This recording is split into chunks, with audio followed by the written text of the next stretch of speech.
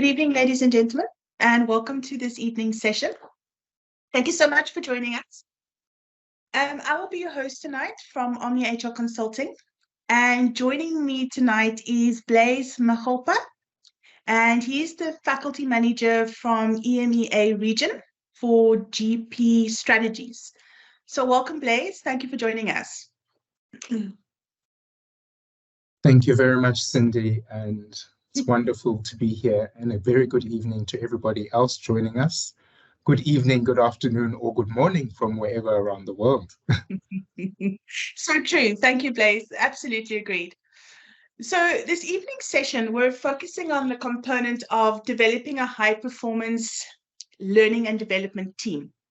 And we're focusing on three key ideas. The first one is looking at learning and development strategy, who owns it and who drives it. And I think we look forward to Blaise sharing some of those key concepts with us tonight. Linked to that will be the role of learning and development in enhancing organizational learning culture. And then last but not least, looking at the concept of professionalizing the function of learning and development within organizations. So I think tonight, if I'm going to just kick us off, more and more organizations are looking at insourcing and creating learning and development departments within the organization. And a lot of the time, the key focus on these internal learning and development teams is around product and system training. And so often learning and development finds themselves on the back end of taking orders from the business linked to upskilling or reskilling that has been identified through the organization, or specifically linked to recruitment drives for orientations and learners coming in. Unfortunately, sometimes the back end of taking this order means that the internal L&D departments really are not able to build the credibility and the voice to be able to drive the strategy within organizations from a learning and development perspective. And this could be for many reasons. So Blaise, kick us off tonight with our first thoughts around who owns and drives the learning and development strategy for an organization. Geez, thank you. And it's such a good question, Cindy. Everybody owns it and drives it. L&D are the professionals, in essence, that know what should go into an L&D strategy. L&D practitioners are the individuals that are meant to support and guide the business around which direction to take. However, it's everybody's responsibility, because I believe that organizations need to move into a space where everybody comprehends that learning is everybody's responsibility. Yes, one of the key factors would be having support from strategic stakeholders. That's very, very key. Individuals that will role model the behaviors that are required, that will drive the L&D strategy forward. However, it's everybody's responsibility to play their part within a strategy. That's just my view on that one. Lovely. And so when you talk about stakeholders and everybody driving that strategy, who then becomes the owners versus the advocates for creating the learning culture within the organization? Who are those key stakeholders that we refer to? Yeah, well, yet again, it's going to sound a little bit repetitive, Cindy, but everybody, you know, I'd really like to believe that within organizations, everybody needs to play their part within anything related to learning. Yes, there are key stakeholders, which are senior leadership, that obviously are meant to be supporting the initiatives being brought forward by L&D. However, I mean, something linked to the learning culture, it needs to be well communicated by L&D, but as well as driven through behavior. And it should be clear around what behaviors are meant to be seen, or what behaviors are going to be rendered as successful for that to actually take place. Yes, I do believe as well that it does start with us as L&D practitioners. I mean, we do need to live and breathe whatever it is that we want to roll out to the business. It does start with us. However, the roles and responsibilities do lie with everybody within the space once they are clearly defined. So everybody plays their part. So Blaise, when we say everybody plays their part, and I think we'll all agree on that, because there's multiple stakeholders between L&D, HR, and operations in terms of internally in the business. Yeah. But when you look at the opening statement around internal L&D departments, sometimes being on the receiving end of order taking and not necessarily being able to craft the strategy for skills development and then implement the strategy based on the real needs. What are your thoughts on that? Sure. Yeah, I know this order taking stories. I see it across many organizations. I think to a certain degree, L&D practitioners also need to start advocating and punting what it is that they can do within the business. And I think it also starts with multi-skilling, reskilling, and being lifelong learners, themselves, in terms of their skill and their capabilities and things that they can actually do as L&D practitioners. You are right. There are certain things that are then taken out, that are outsourced, like, your more specialized leadership development, coaching type of components. Whereas I really don't believe anything should be stopping us as practitioners in upskilling in some of those specialized spaces in order to be able to render that service to business as and when it's required. So I've often seen in my experience where L&D practitioners merely have their blinkers on and they focus, I'm a technical trainer, or this is my forte, this is what I focus on. But I think also to draw on some of the key learnings from the worldwide pandemic that said to us, actually, skills change all the time and we need new things that need to take place, and we need to actually be multi-skilled, multifaceted, multiverse in how we actually deliver. And as L&D practitioners, I think from time to time we actually do ourselves that disservice by not actually reskilling, multi-skilling, and focusing on multiple things that we can do within L&D. Even after having a specialized practitioner come and role model how it's meant to be done, we often pull on them again and again and again, as opposed to learning from the individuals that we outsource from.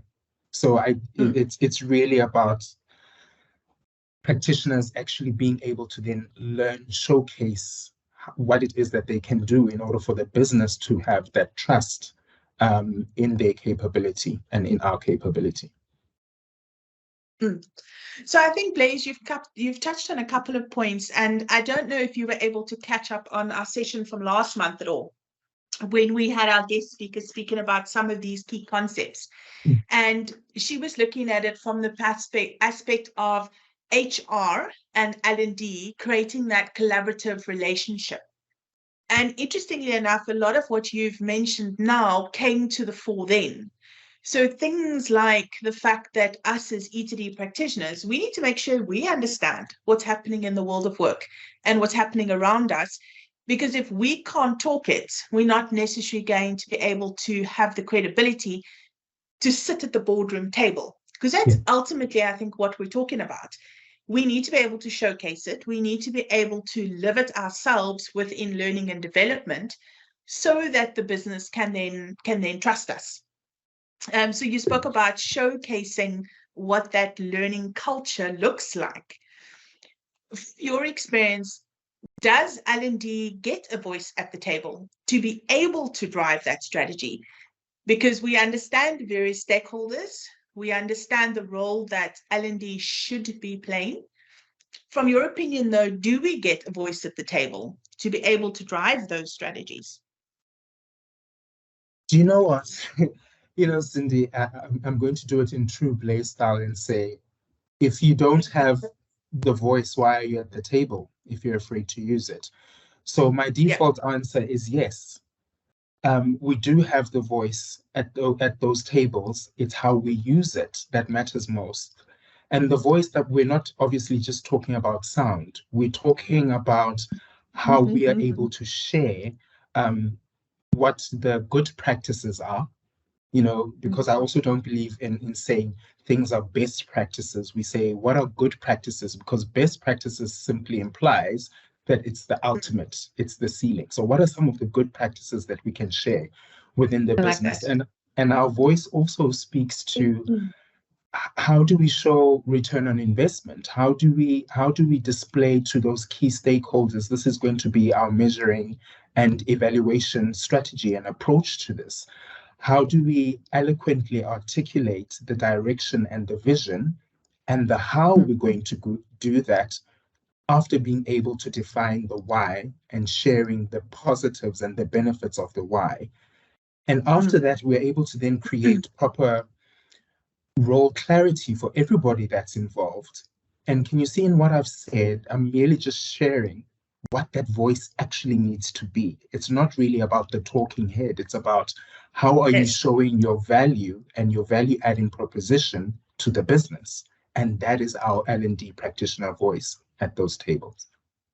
Yeah, absolutely. So I love what you said around it's not just about having air. It's not around just the voice, but it's Sure. around the voice being impactful. Yeah. And that fundamentally is the key. So to link to that, then you mentioned two key things there now, which was return on investment Mhm. and return on value. Yeah. So how impactful can L&D really be if they have the voice then? How many grains of sand are there on the beach, Cindy? Very, very impactful, Yeah.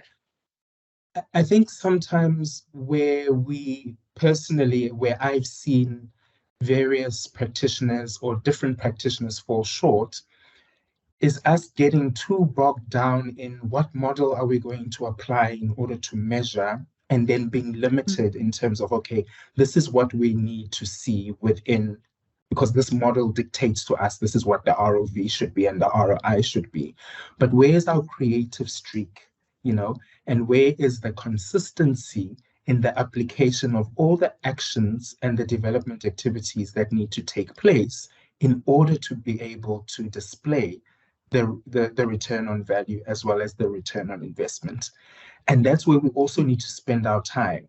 And I'd like to just quickly take us back to what I was talking about earlier to then say the multi-skilling, the reskilling, the becoming lifelong learners. I mean, there are various forums that exist around learning and development where people form communities of practice in order to learn from each other. Um, and I'm going to possibly be putting myself on the firing line by saying this. They start off with a good cadence, and then you attend the third or the fourth event, and there aren't people in those sessions.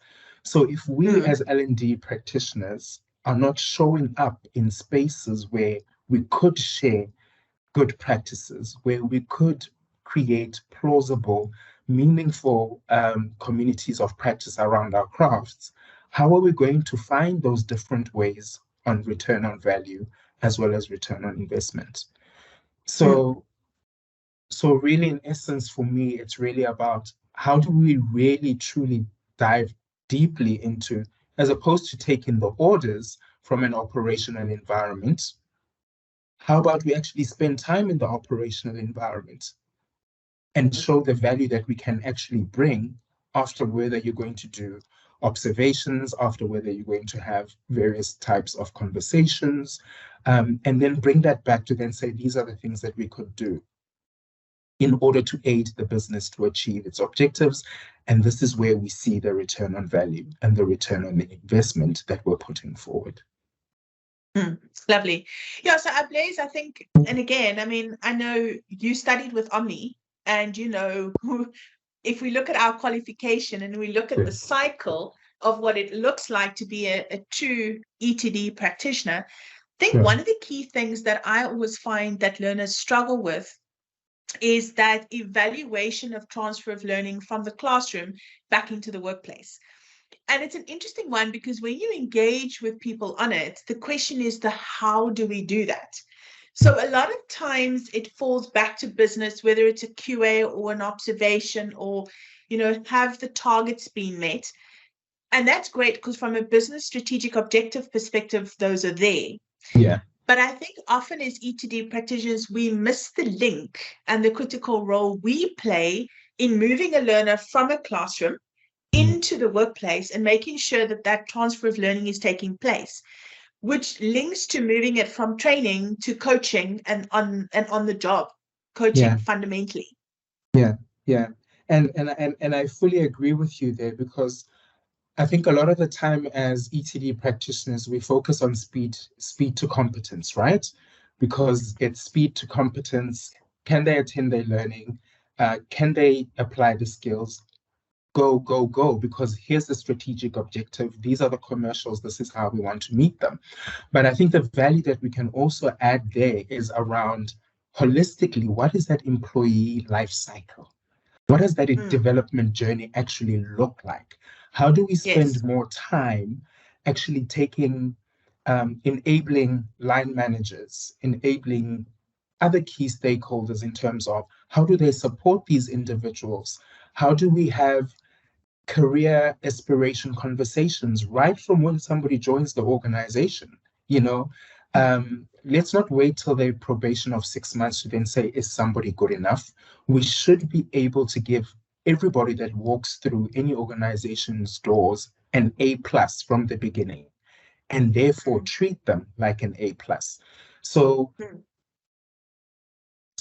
really in my view, and really what I think is, when it comes to the meeting the strategic objectives and that entire employee life cycle, we need to play a more pivotal role, because that's where we will showcase our value overall, to then say, fine, we're taking somebody from novice to mastery.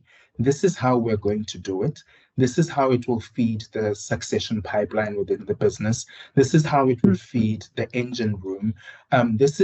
These are the mechanisms, the tools, the batteries that we're going to use in order to ascertain where individuals are best suited. And also not to be afraid to then say, fine, we've allowed Cindy to move through the space and display her level of competence, but actually we don't believe she's best suited here. She's a better asset for the business in another space, and this is how we can get that individual there, in order to allow them to behave, or rather to display their full potential and to live it. And all of that goes with planning and having the right conversations in order to ascertain what needs to be done. So it's really an invitation to, let's look at the bigger picture, not just wanting to meet the targets and, like you say, order taking, because been there, done that, and sometimes still do it to this day.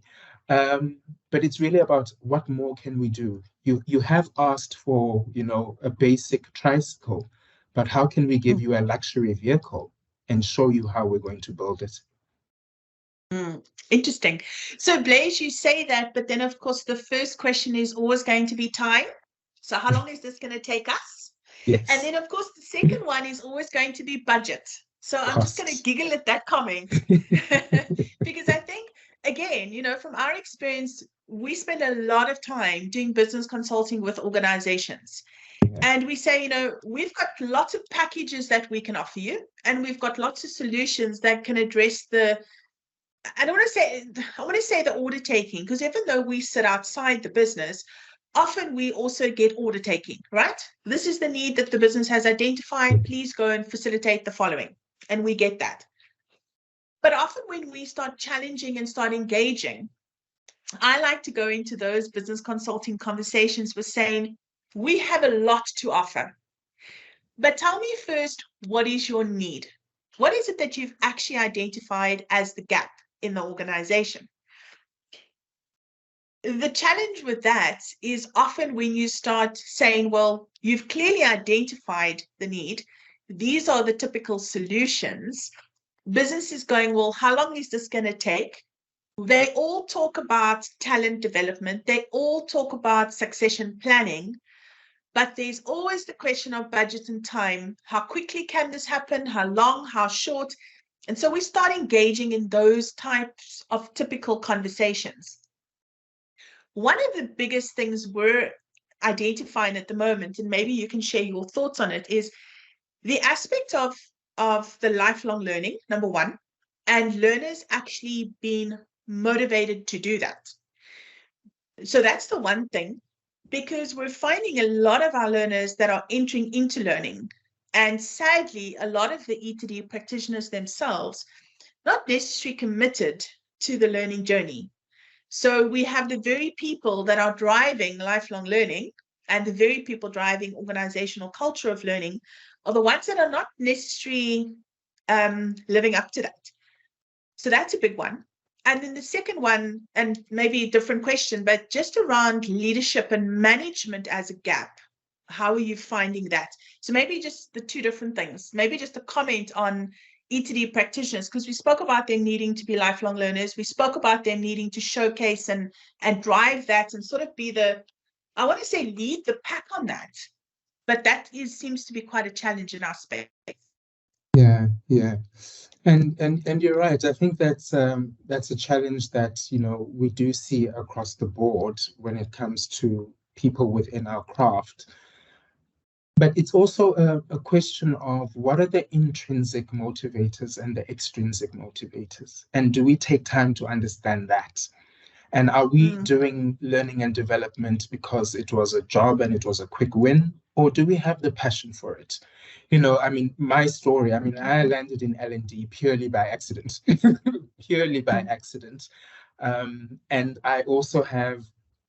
I came across a module that I designed many years ago, my first attempt, without even knowing what learning outcomes are, what specific outcomes are, what performance outcomes are, and all of those things. But I still created something because I was so driven by the passion, and it was intrinsic motivation. Yes, there were extrinsic factors that said, look, we need the call center up and running. We've got 500 bums in seats that we need to get ready, figure it out. But I did have a moment of introspection to then understand, but I don't only want to focus as a team leader. I want to be able to contribute to the entire journey of this individual and the training up. So it might be a little bit of an unpopular opinion or maybe a question to ask, but do we actually sit down as practitioners and say, are we really practitioners, or do we see this as a job? Is it a job or a career? And I think anybody who will tell you that this is my career will be able to eloquently articulate what drives them, what motivates them, what puts them there. And it is thus that way a lot easier to be able to work with somebody like that who's willing to do what it takes and to learn more and to do more and to become that lifelong learner, in order to affect the learning culture within the business once they're ready to drive it. Yeah. So Blaise, I'll be unpopular with you in your comment because I couldn't agree more. When you speak to practitioners, the first thing, and I know when we interview practitioners, whether it be permanent to join our teams or even independent contractors, the question is, why do you do what you do? Because if it's not for the love of developing people, and you don't see it as a craft, to your words, if you don't have the passion, that's not going to show through in what it is that you're doing.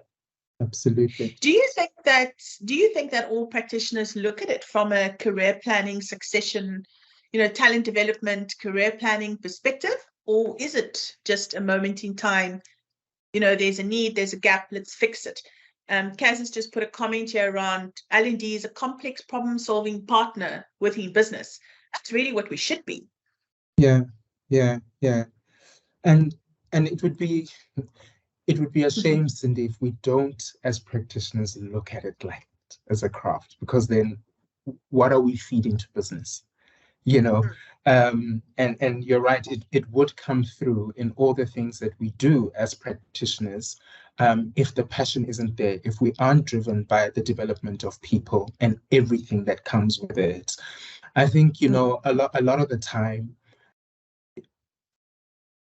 let me just reflect back when I used to do a lot of contact center training, because the learning is fun, energizing, the learning environment is created to obviously welcome the new employee into a new space. Everybody wants to be a trainer. I mean, I've sat with countless agents saying, I want to do what you do. You know, it looks amazing. Up until you sit the person down and you say, here's a facilitator guide. These are all the things that need to happen. This is the methodology that we're using. This was the reason why I stood there and moved there, as opposed to using, you know, or as opposed to sitting down.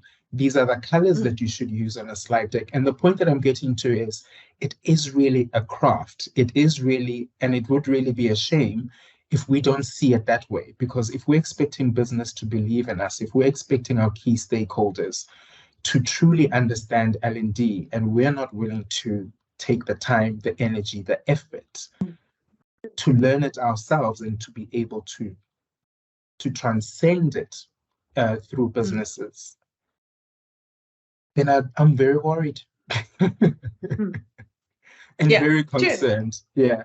But it's not all doom and gloom, because I mean, we do have various people. I'm sure everybody on this call is here because they have that passion for learning and they want to learn more and do more, you know, and we can learn from each other.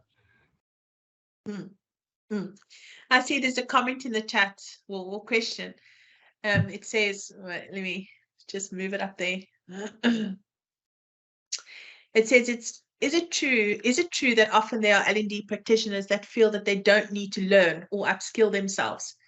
I have an opinion on that one. But Blaise, your thoughts? Before I get myself into trouble. Jeepers, obviously, we can't generalize, but I would like to believe there are those that believe that they don't want to learn, or they don't have to learn. You know, I've been doing leadership development for 15 years. Leadership is leadership is leadership. But for 15 years ago, the type of employee that's walking into the world of work is very different to the employee that's walking in today. The types of technologies that were employed 15 years ago are very different to the technologies that we have today. And how do you, as a practitioner, take the time to keep up, learn, and understand the world of work, so much so that you fully comprehend the workforce and everybody who's in it, and would be skilled enough to cater solutions to address everybody's learning need? So in short, I've given you a very political answer.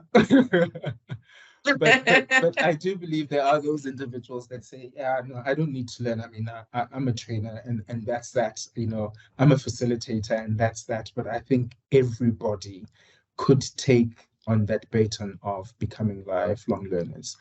What is your opinion on that, Cindy? No, so Blaise, I agree. I think the challenge is that sometimes individuals that can be truly academic in nature have studied, believe in what they talk about, the knowledge that they share. But to your point, we forget that the world is changing very quickly around us at the moment. And so there's textbook knowledge, and then there's practical workplace application and what's happening in the real world.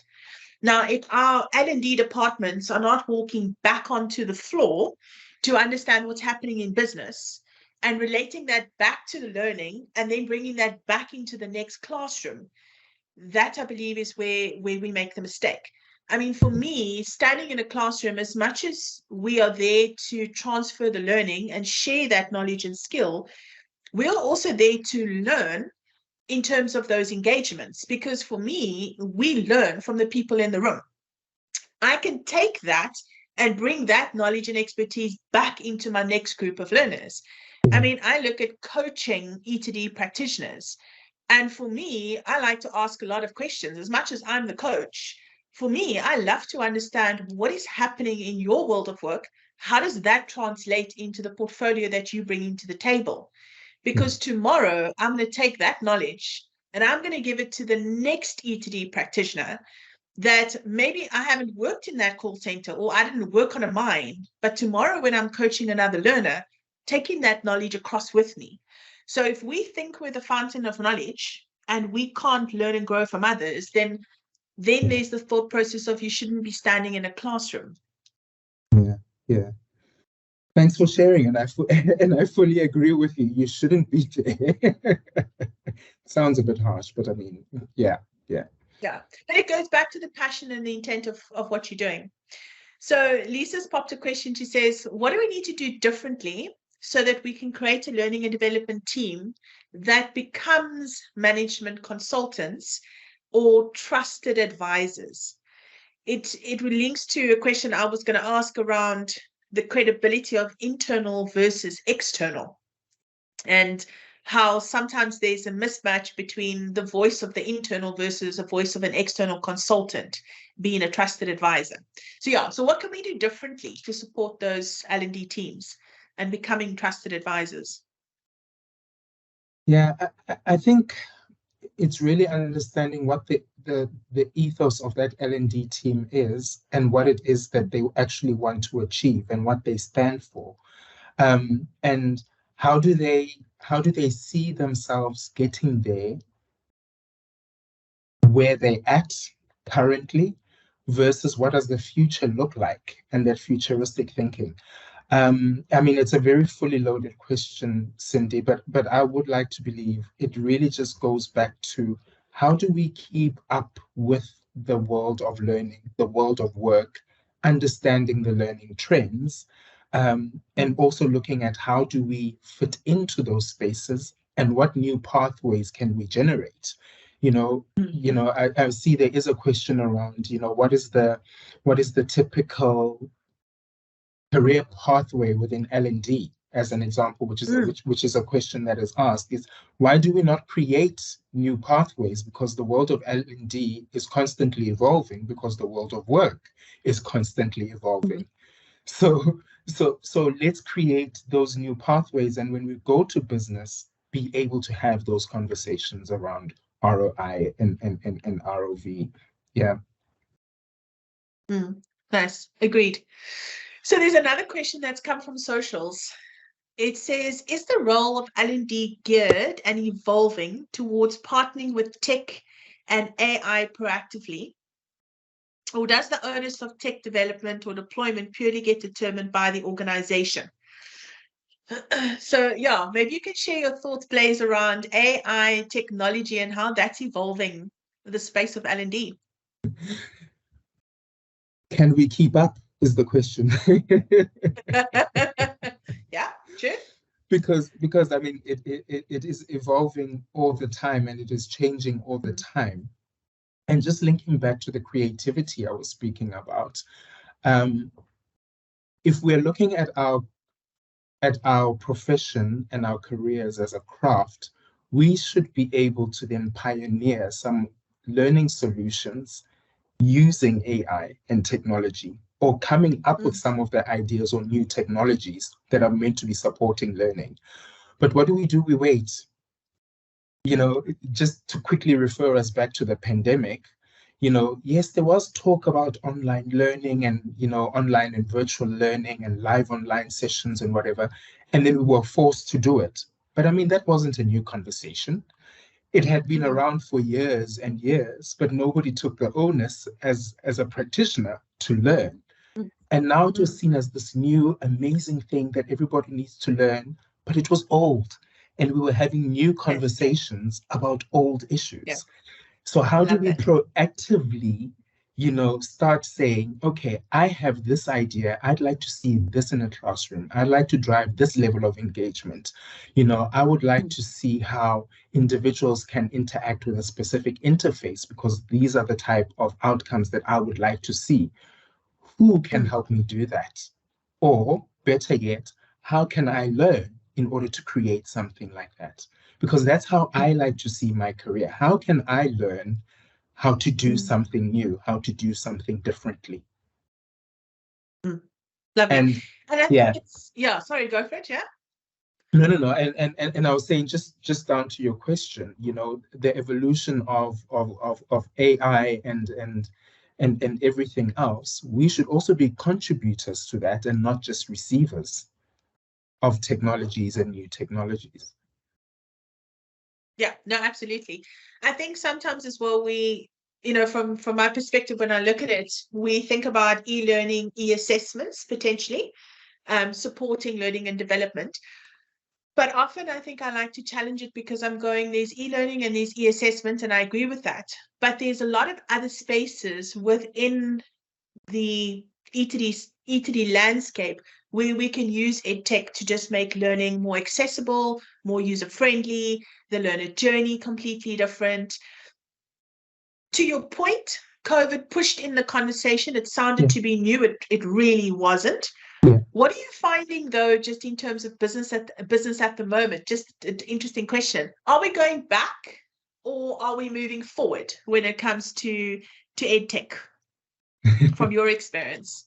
Because, yeah, we missed it. We wanted it. It was not a new conversation. It was an old one, but it became a new one. Everybody was super excited. But what now? Because I feel a little bit like we're regressing back. But I'd love to know just from your experience. Yeah, and you're right. I think I share the same feeling because it's like on a seesaw, right? And I think also because people haven't fully embraced and bought into it outside of a space of crisis, a lot of people are yearning to go back to what they used to know. And that's a challenge. A lot of organizations that I've engaged with in my line of work, and some individuals that are sitting in my circles, they're like, I miss the classroom. I miss standing in front of people. Yes, understandable. We as human beings, we are wired for social interaction and that level and that type of interpersonal engagement. But it's very seldom that you'll have a conversation around, okay, we have been using Zoom, but what else is there? We have been using Adobe Connect, but what else is there?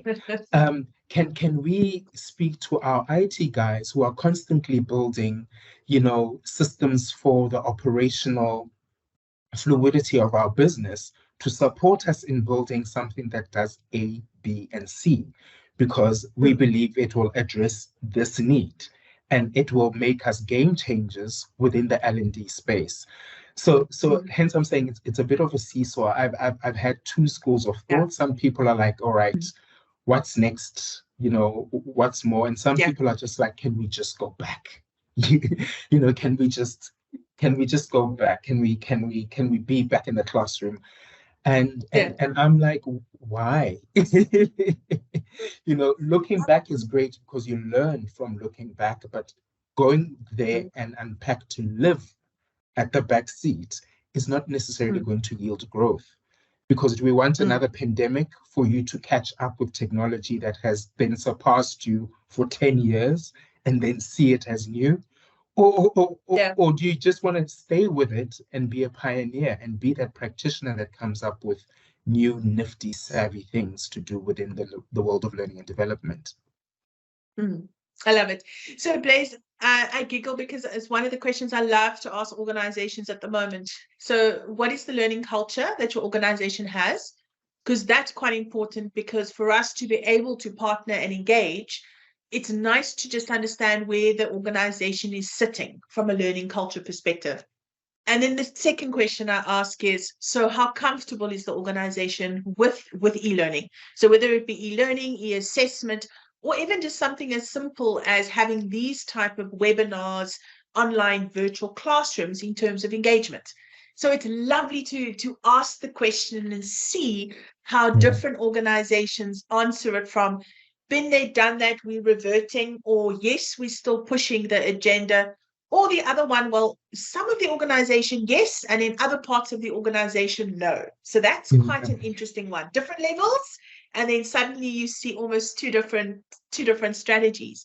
But just, I think one of the other comments here, which I think I can agree with, and I think I can understand it from our space, specifically as an organization for us, but also engaging with others, is just the level of change that is happening in our space. So as E2D practitioners, to the point in our opening discussion, if we want to really keep up to continue to make impact and continue to be able to show our worth, we need to learn and grow and constantly be on top of what's happening in industry, to be able to bring that to the table to build credibility. But in the same space, because of the elements of change, I think just like the organization is feeling it and the people are feeling it, I suppose L&D is also just feeling the tiredness of all the change. Yeah. I know certainly in our organization, we've pushed a lot since COVID. We've always had a digital transformation strategy, and we've always driven the future thought process for education, training, and development. But we've also done a lot. And I think sometimes people also just go, can we just stop a little bit for a while? Yeah, yeah. And I would agree with you because there is a lot going on out there. But what do we do in that stopping? Are we stopping just for the sake of stopping and allowing things to be on the grind, to be the grind of the mill? Or are we stopping with intention around measuring and evaluation so that when we do decide to start up again, we're starting up again, not just to keep up, but to address certain needs and certain things that we've proactively picked up as solution requirements in order to support our objectives and the things that we need to do in order to support our businesses to succeed and our populations to keep learning and to drive knowledge retention. So, there's a saying, stopping to smell the roses, but let's stop to smell the roses to know, do we actually need to keep planting roses? What else is there proactively that we can do and make it a change with intention? Lovely. So I think there's just 2 points. The one comment is sometimes L&D feels stop the world, I want to get off just so that we can catch our breath a little before moving on. So I can definitely relate to that. And then there's another question in the chat just from socials, which I think is a great one. Does the speed to market of e-learning and online learning create cheaper resources for organizations opposed to relying on human L&D practitioners? Very interesting. Yeah, I agree with you. It is very interesting because it is, to be fair and to be said, far more expensive to have an individual, constantly walk into the learning space and to the learning world, whereas you can quickly just design something and let it flow. And you can just keep recycling and recycling and recycling. So I mean, that's a very touchy subject for me, and I'm not going to share why, in case somebody from my organization is listening. But yeah, I mean, we do need to, as practitioners, understand that's where the world is moving, and how do we constantly display our value within the same vein? Yeah, and there's so much going on out there, but with all of that going on out there, are we able to curate and discern what's actually adding value, what's actually showing the return on investment, what's actually making those organizational shifts that we are being requested to make, or does something just look good and we want to deploy it? Yeah. And we can't be able to contribute positively to that conversation if we are not willing to learn ourselves and keep up. Yeah, lovely. I think the three key things you said there now, Blaise, was one, does it still show value? So the curating of content is key. So to your point, you've got lots of content. The point is it being curated? Because you can go onto YouTube right now, put in a subject matter, and you can get lots of content. The question is, who's curating it? Who's making sure that that content is going to add value? So by the way, who's measuring the return on investment? So we can have an LXP and learners can filter and get lots of information, but how are we proving that that learning is making a difference? Yeah. The whole sort of cheaper resource thing, I agree with you, definitely a bone of contention. We know that e-learning is potentially cheaper for implementation than somebody in a classroom all day. Yeah. Of course, I would also argue that it also costs money to develop e-learning. It doesn't just happen. There is people that do it. And if you are developing content that is of a good quality to still show a return on investment and make a difference, that comes with time and money. It's not as easy as just putting it together. I saw something else come up somewhere. I just wanted to check.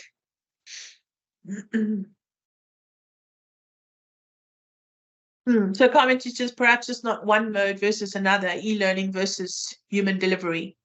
So yeah, Blaise, I mean, just in terms of the sort of blended learning solution to that point, your thoughts on that? Because I know, I mean, one of the key things you focus on is development, intellectual property development. When you and I met, that's what you were doing. That was your key focus. Yeah. When we met. Yeah. So look, I think since then, I mean, I've since learned a lot within the industry. And I don't know, I can't stress this enough.